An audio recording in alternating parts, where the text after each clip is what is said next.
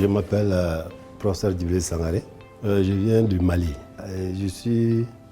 Je travaille beaucoup plus sur l'épidémiologie du paludisme et je travaille au niveau du centre de recherche et de formation sur le paludisme, au niveau de la faculté de médecine et d'odontostomatologie qui est logée au sein de l'Université des sciences, des techniques et technologies de Bamako.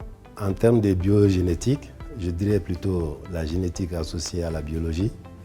Et puisque, en plus de mon background que je viens de citer, je suis aussi le président de l'Association malienne de biosécurité et de biosécurité. Donc c'est dans cette optique que je vais voir beaucoup plus l'aspect biogénétique de tout ce qu'il y a comme problématique aujourd'hui où on évolue dans la biologie. Donc c'est cet aspect surtout que je vois en termes de génétique de la biologie. Durant ces 3 jours qu'on vient de passer au cours de cette formation, de cet atelier de formation, les premières impressions sont positives, on dirait. C'est-à-dire positives dans le sens qu'on a beaucoup appris.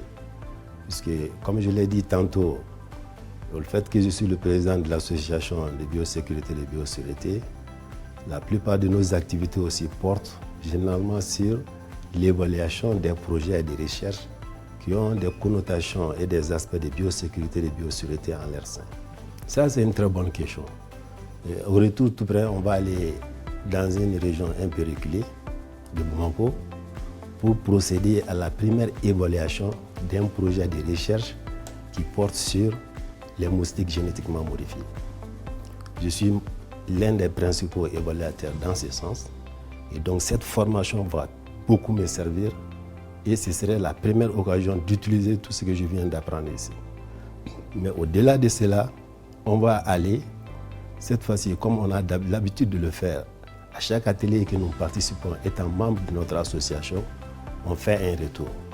Et au besoin, il faut restituer presque ce qu'on a appris au niveau des autres membres de l'association, puisqu'ils sont tous impliqués dans les mêmes activités de biosécurité et de biosécurité.